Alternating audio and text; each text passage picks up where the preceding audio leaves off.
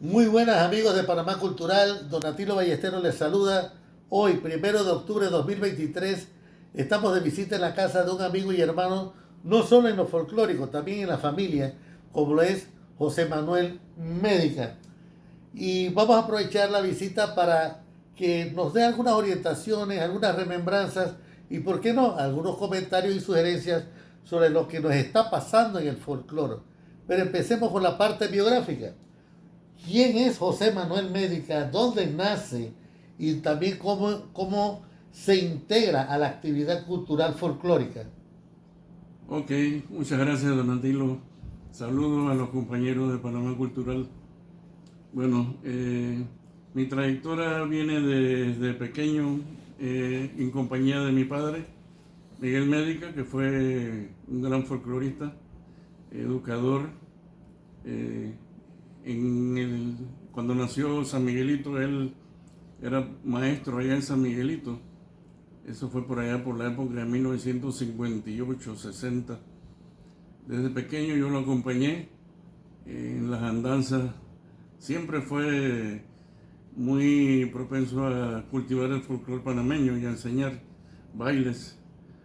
Eh, Desde pequeño pues estuve en el ambiente y ahí aprendí a tocar todos los instrumentos folclóricos típicos, desde el acordeón, percusión, todo.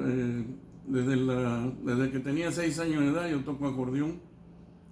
Y bueno, de ahí proviene lo que es la historia mía del folclore. Básicamente de mi padre Miguel Médica, que en paz descanse. Amén. ¿Dónde estudiaste? Yo estudié de pequeño, estudié en primaria en la escuela Estado Israel número 1 en San Miguelito, que ayer mi papá era maestro ahí, era profesor al servicio de la primaria. Luego de ahí pues él pasó a dar clases en otros colegios, en el Instituto Normal Rubiano, en el Instituto Bolívar, y yo siempre detrás de él, pues, acompañándolo en todas las andanzas del folclore.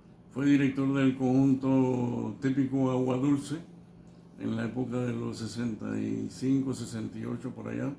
Nació el conjunto Agua Dulce. Y básicamente, pues, siempre acompañando a mi padre en todas las andanzas del folclore. Luego en la secundaria, mi secundaria la hice en el Instituto Fermín Nodó. Ahí también pues tuve una profesora que me tomó bastante en cuenta, la profesora Matilde García, era la que dirigía el conjunto típico del Instituto Fermín Nodó, en compañía del compañero Osvaldo Ayala también fue discípulo de Mati García. Y bueno, ahí era lo que era la educación mía de secundaria. Luego en la universidad estudié en la Facultad de Ingeniería de la Universidad Nacional, en el Instituto Politécnico Nacional y luego en la Universidad Tecnológica, y terminé mis estudios en el Panama Canal College cuando entré a trabajar en el canal, por allá por el año 1978. Terminé mis estudios, seguí con mi carrera de ingeniería, en el trabajo también. Para el año 1992 fundé el conjunto folclórico del Canal de Panamá, el 2 de septiembre de 1992, tratando de que se conociera pues y cultivar las tradiciones nuestras sin, sin ningún provecho personal. Siempre se hizo de esa manera, tratando de cultivar más que nada los bailes folclóricos a la enseñanza de mi padre, que él siempre hacía las cosas lo más tradicional posible. Ya el conjunto cumplió 31 años de edad. Yo me jubilé en el 2019 del canal, pero sigo dirigiendo el conjunto folclórico del Canal de Panamá. Ese sería el plus, el más allá. Dime. Ese sería el plus, el más allá. Sí, sí, el correcto. aporte que como ciudadano uno sigue haciendo. Así mismo es, sí. Qué bueno. Ahora, una pregunta, porque sé que tú tienes una línea de conservacionista. Tú estás montado, como digo yo muy jocosamente, en la tabla de surf de los Zárate, que era la línea de mantener, cuidar y cultivar nuestras tradiciones. Sí. ¿Crees que en este momento se está trabajando en eso? La verdad pienso que muy poco. Somos muy pocos los directores que ya quedamos hoy en día tratando de que las cosas se hagan de la manera más tradicional posible. La influencia de los ballets folclóricos, los cambios de vestuario, las coreografías originales, los movimientos de los bailes, la música misma, los vestuarios totalmente desfigurados, y creo que queda muy poca gente ya que hoy en día está tratando de cultivar el folclore como debe ser. Es algo que deberíamos hacer, poner más énfasis, porque el folclore panameño es tan rico, no necesita ningún tipo de influencia foránea. Esos movimientos, esos estilos al estilo mexicano y esas cosas, no sé para qué, no es necesario. Nuestra cultura aquí es indígena, influencia española, influencia negroide, no necesitamos más nada. Tenemos para darle cátedra a cualquier país del mundo. Tenemos el vestuario más lindo del mundo, la mejor música del mundo. No sé qué es lo que envidian con otros países. Tenemos lo mejor de todo, además del Canal de Panamá. Sobre todo, quiero comentarte una frase que se escuchó de un director de conjunto y me gustaría saber tu opinión sobre eso. Esta persona decía, no voy a mencionar nombres para no herir susceptibilidades, que nuestro folclore tenía que mostrar otros colores y otras cosas, porque ya la gente estaba cansada de lo mismo. ¿Qué opinas? Bueno, yo creo que el único que se va a cansar de ver el folclore como debe ser es el panameño. La persona que no vive en Panamá y que no es de aquí no se va a cansar de ver lo nuestro como debe ser. ¿Por qué? Porque no lo conoce. Quieren manipular el folclore, hacerlo más plástico, idear cosas nuevas. No es necesario eso. Básicamente los ballets folclóricos son los que más están dañando hoy en día el folclore nuestro. Nuestro folclore no necesita añadirle nada. Es lo mejor que hay. Hablabas que el vestuario nacional es el mejor del mundo. Hay instructores, directores que están en la línea que de la medida promedio de 10, 11 yardas, para hablar en yardas, de tela, se estén usando hasta 18 Wow. para los faldones. Yo jocosamente digo que esas niñas cuando levantan los brazos parecen las nietas de Batman. No sé qué opinas tú de esas exageraciones.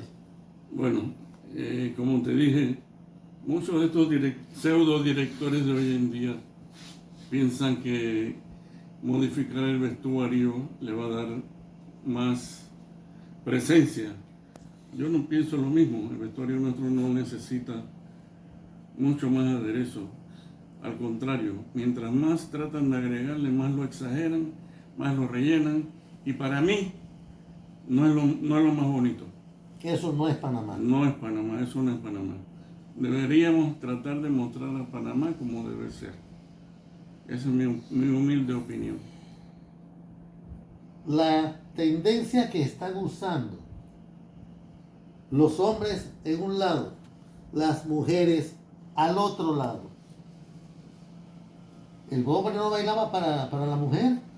¿O estamos olvidando cómo era esto al principio? Bueno, Hablabas de México, por ejemplo, que eso se ve en México.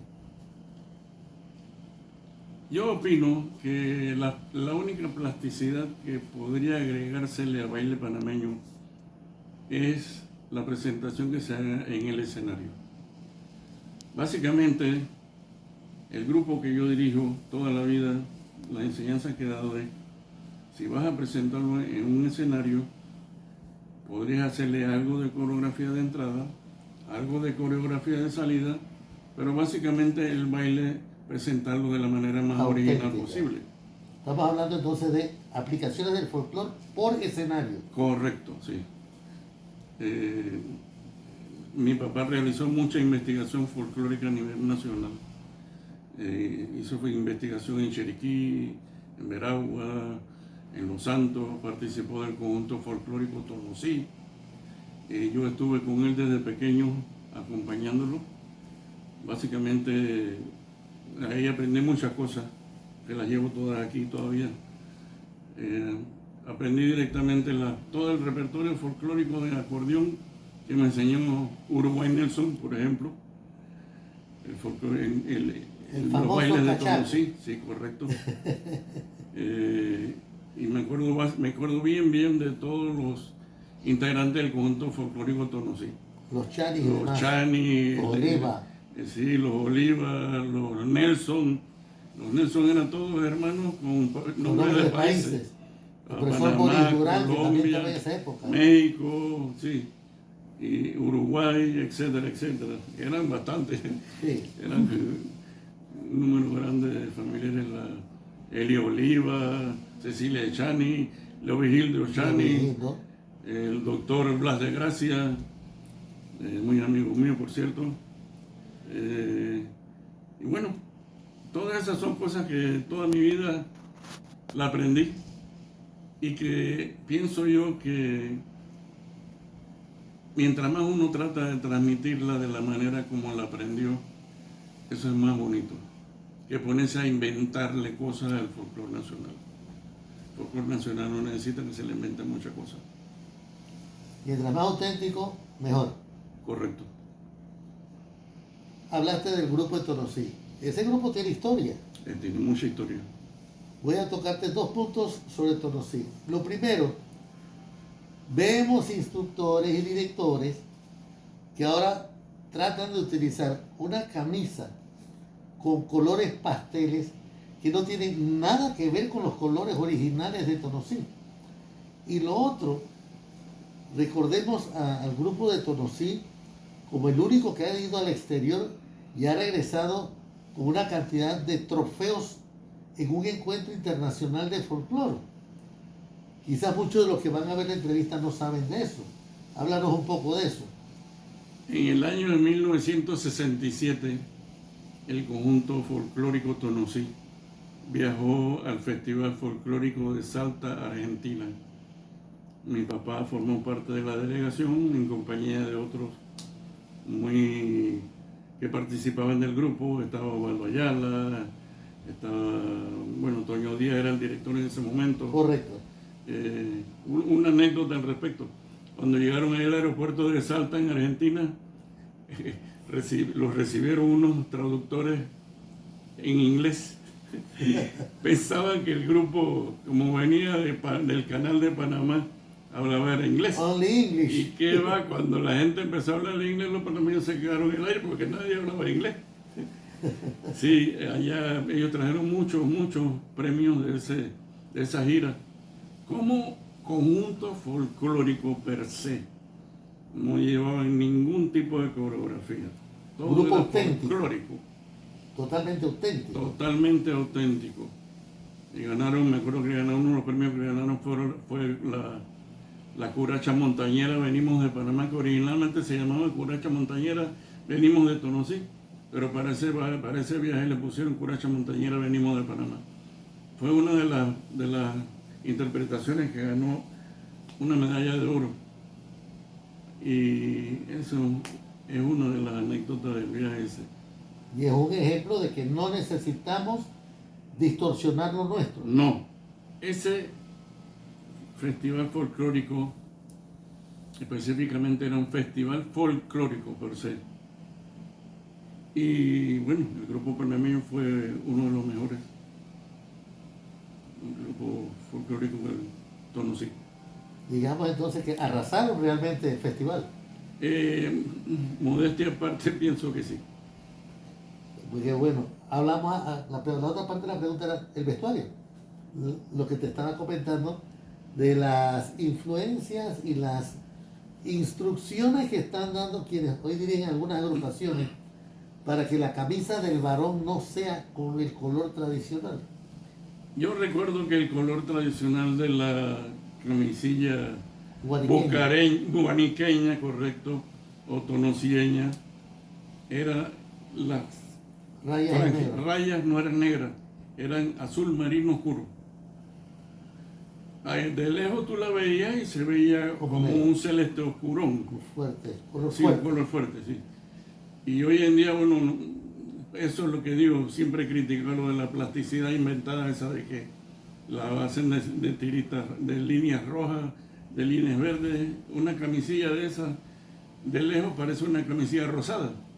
Eso jamás ha existido para un varón en el folclore panameño.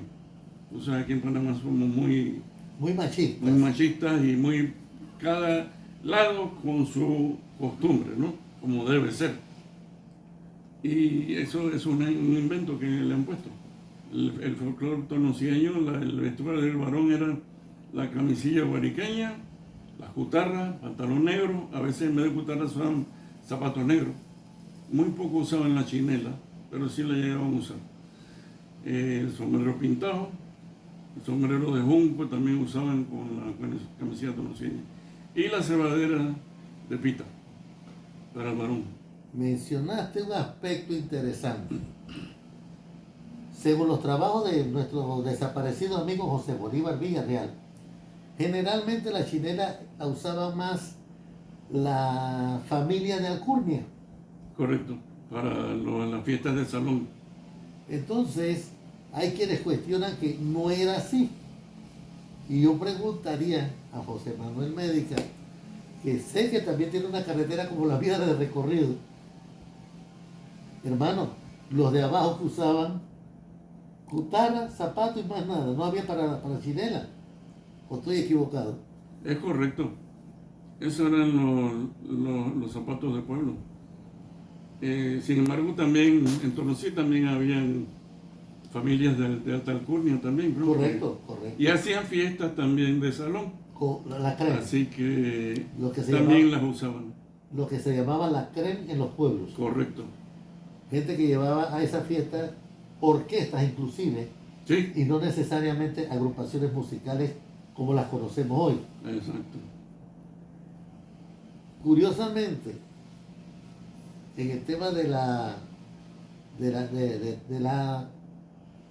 calzado, de lo que es la chinela, la información que manejo es que fue Petita la que le integra los conjuntos acá en la capital.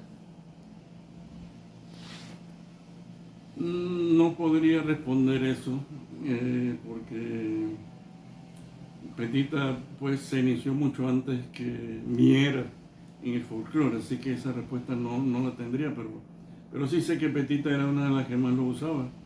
Lo usaban los bailes folclóricos de la época, el ballet folclórico nacional, el ballet folclórico dirigido por el profesor Héctor Hooper también, Elisa de Césped, esos tipos de ballet.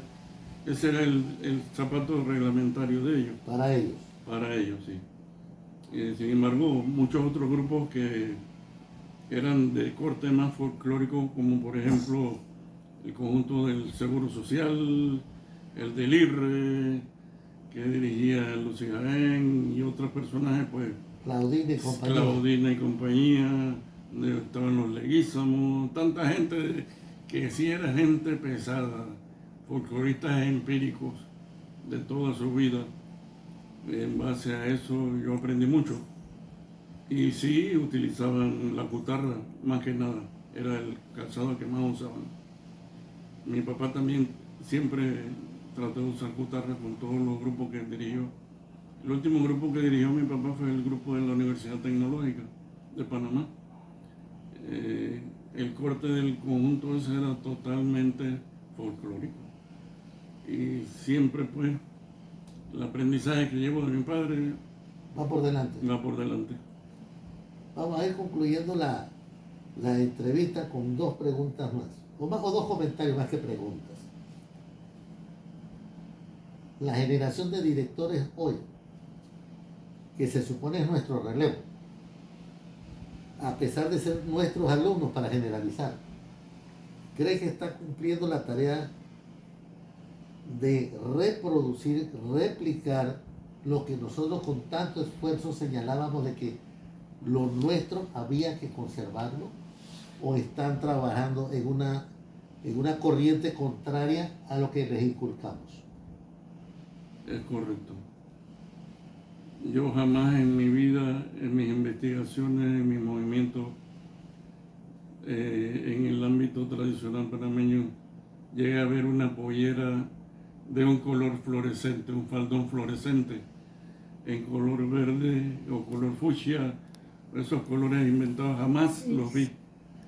Así que esos colores no existían en el folclore nuestro.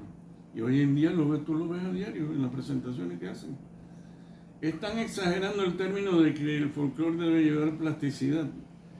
Quizás algo de plasticidad, pero no invención totalmente fuera de lo que debe ser el folclore. Entonces, en ese punto, estarían en la obligación de señalarle al público que lo que van a ver es una expresión que ellos han preparado para el escenario. Yo diría que más que una expresión, una invención que le han hecho.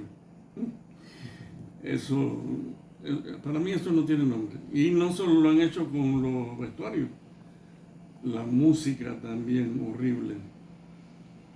Yo soy acordeonista de toda mi vida. Mis maestros fueron Ormeli Cortés, Osvaldo Ayala, Félix Ortega, que han sido músicos tradicionales de toda la vida.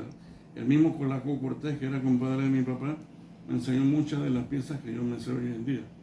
Entre ellas tengo la Laya Espino, que era una cumbia zapateada que le hizo Colaco Cortés a la reina Laya Espino de Guararé. Era una cumbia zapateada hecha en mejorranera.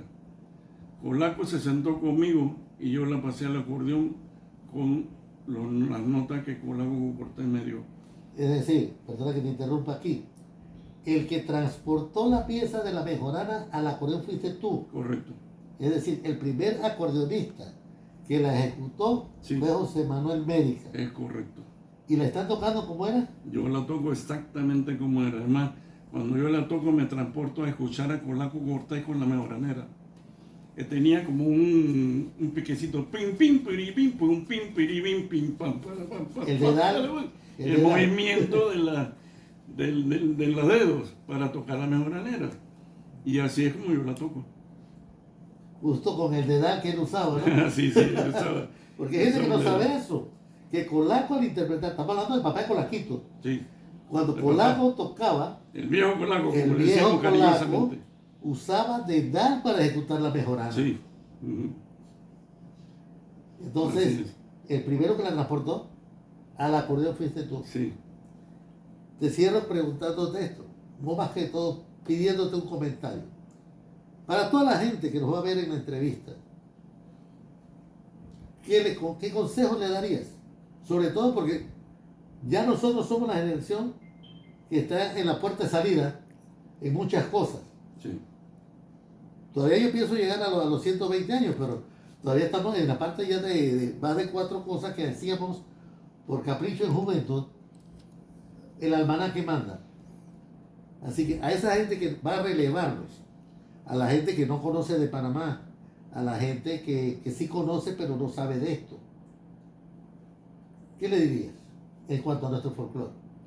Por favor, documentense, investiguen. El folclore nuestro es uno de los más bellos del mundo, en mi humilde opinión. No necesitamos tanto cambio. Si acaso un arreglito en escenario para entrada, para salida, pero traten de conservar lo básico, tanto en el baile, como en el vestuario, como en la música. Hoy en día usted escucha los grupos musicales que no te tocan una cumbia, te tocan en vez de ser una cumbia abierta, te tocan en una velocidad que va increíblemente rápido. Y eso es una exigencia de los directores de turno. Para mí eso no es necesario. Mientras más cadencia y más ritmo lleve el baile, así mismo lo interpreta la gente, el que lo baila más que nada. Eso se siente. No es necesario que tú le pongas una música que debería estar a 33 revoluciones, que la pongas a 78. Es el ejemplo de los tocadiscos viejos, ¿no? Eso lo sabemos nosotros. Sí, correcto. Pero ya estamos volviendo con los tocadiscos viejos hoy en día.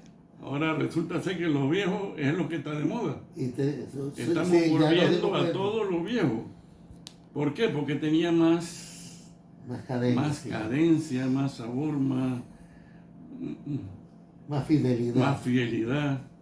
Y calidad. Y calidad ante todo, sí, correcto. Me obligas a hacer 2 temas puntuales cortitos. Lo primero, necesariamente se necesita hacer una coreografía para presentar un baile. Y vas con la velocidad que están bailando o están tocando, porque eso obliga a que la persona que se presente en el escenario no baile, está caminando. Porque eso es lo que hacen, caminan, no bailan. Sí. Para tratar de llevar la velocidad del ejecutante. Sí. O también para la coreografía. ¡Hey! 4 pasos para allá, 4 para acá. Se ha perdido el bailar de oído. Es correcto. Con la música. Es correcto. Yo te lo digo por experiencia propia.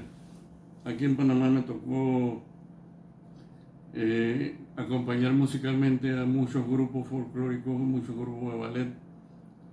Y había muchas exigencias de los directores con respecto al conteo de los cambios que se hacían para que el ejecutante fuera contando y que hiciera los cambios midiendo la coreografía los tiempos, sí.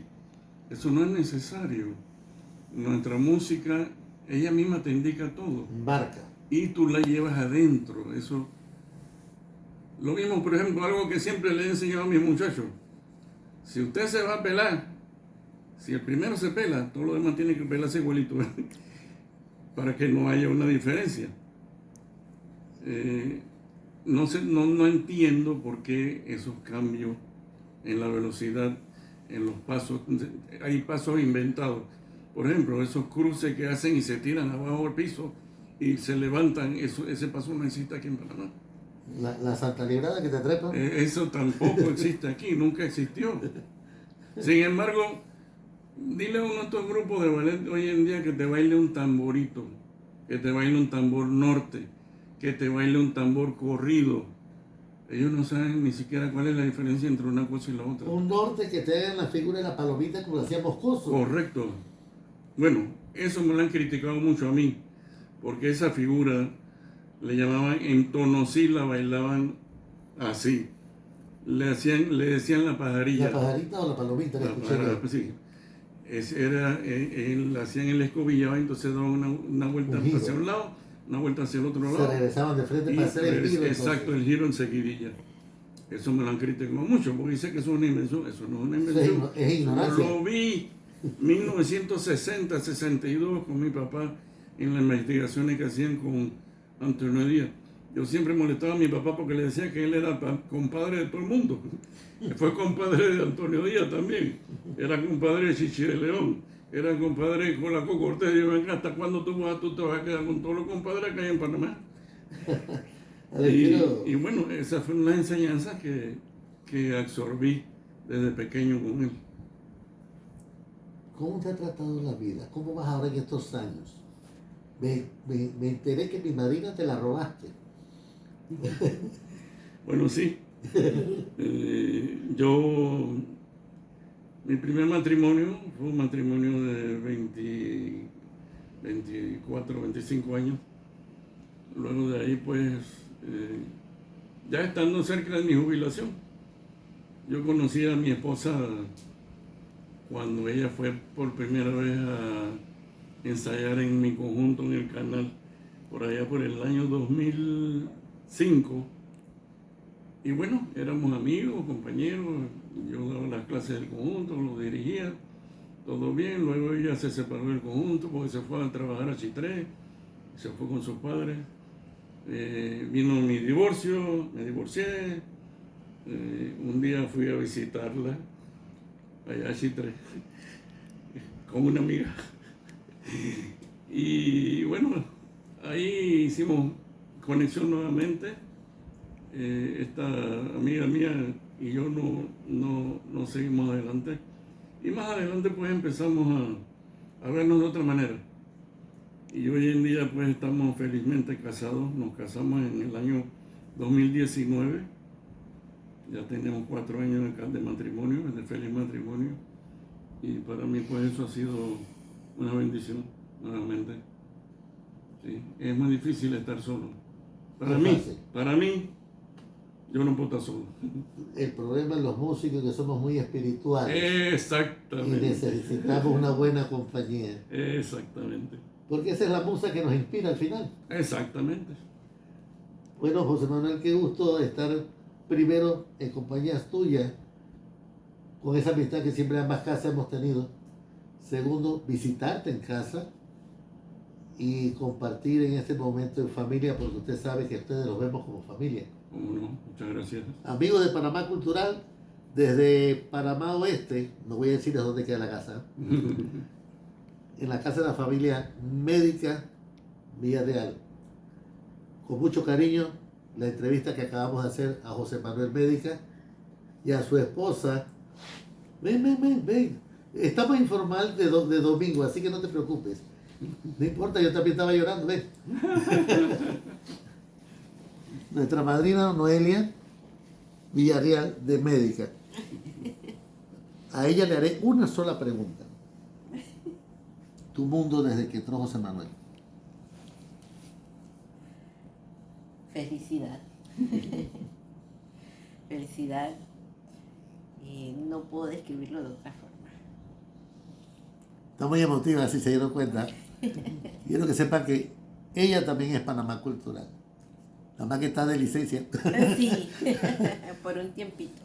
Bendiciones a todos. Esperamos verles en otra próxima entrevista. Y les aseguro que Dios permitirá que José Manuel y Noelia nos alegren y compartan con nosotros vivencias. Esto apenas es un aperitivo. Bendiciones. Donatilo Ballesteros se despide.